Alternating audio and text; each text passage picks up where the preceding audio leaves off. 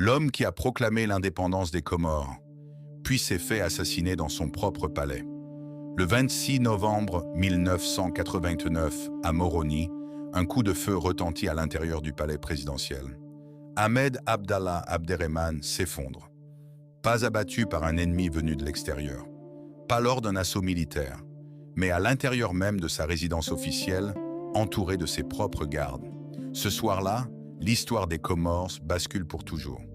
Pour comprendre pourquoi cet homme est mort, il faut comprendre qui il était. Ahmed Abdallah Abderrahmane n'est pas un personnage ordinaire. C'est lui qui, le 6 juillet 1975, proclame unilatéralement l'indépendance des Comores depuis l'Assemblée territoriale, sans attendre le référendum prévu par la France.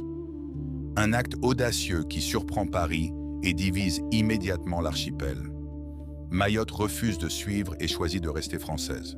Une fracture que les Comoriens portent encore aujourd'hui.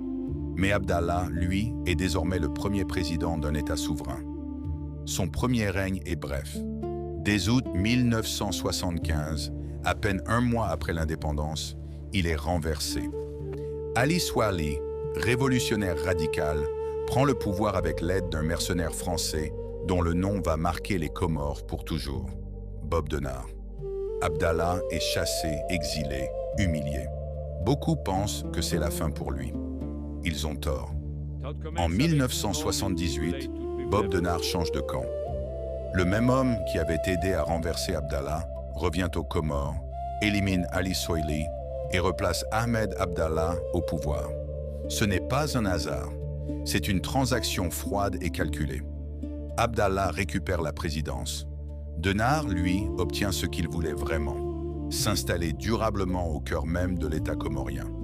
Car voilà le paradoxe qui va gouverner les 11 années suivantes.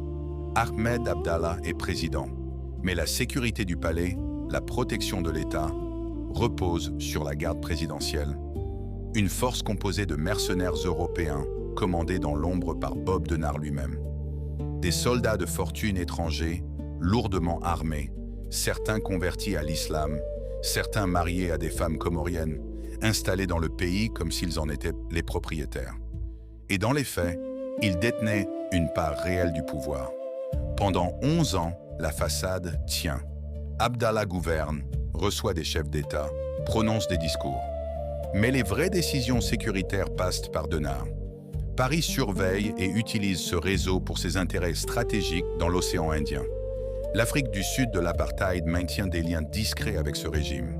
Les Comores sont un petit archipel, mais dans le grand jeu des influences de la guerre froide, elles ont une valeur que peu de gens voient. Puis quelque chose se fissure. À la fin des années 1980, Ahmed Abdallah commence à vouloir reprendre le contrôle réel de son pays. Il envisage d'écarter Bob Denard. Il explore d'autres alliances. Il parle de réformes profondes. Pour un homme comme Denard, dont toute la puissance repose sur son caractère indispensable, cette évolution représente une menace directe. Un président qui veut se libérer de lui est un président qui devient un problème.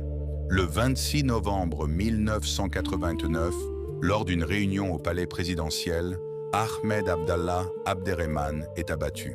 La version officielle avance d'abord la thèse du suicide, puis les versions se contredisent. Les témoignages divergent. Les silences s'installent. Bob Denard est présent cette nuit-là. Certains de ses hommes également. La vérité de ce qui s'est passé dans cette pièce n'a jamais été établie devant un tribunal. Denard sera mis en examen en France des années plus tard, mais il mourra en 2007 sans avoir jamais été jugé ni condamné pour cette mort. Ahmed Abdallah Abderrahmane avait proclamé l'indépendance de son peuple. Il avait survécu à l'exil, aux trahisons, aux coups d'État. Il était revenu au pouvoir contre toute attente, mais il n'a pas survécu au soir où il a voulu être véritablement libre. Il avait 70 ans, et les hommes censés le protéger étaient les seuls à savoir exactement ce qui s'était passé. Pour vous qui regardez cette vidéo, pensez-vous que la France savait ce qui allait se passer cette nuit du 26 novembre 1989 et a choisi de ne rien faire? Ou Ahmed Abdallah était-il un homme qui a simplement sous-estimé, jusqu'au bout, le danger de ceux qu'il avait lui-même laissé entrer dans son palais? Donnez votre réponse en commentaire. Ce débat mérite d'être ouvert. Et si cette histoire vous a appris quelque chose que vous ne saviez pas, abonnez-vous maintenant, parce que ce que nous préparons sur les secrets de l'histoire des Comores, vous ne le trouverez nulle part ailleurs.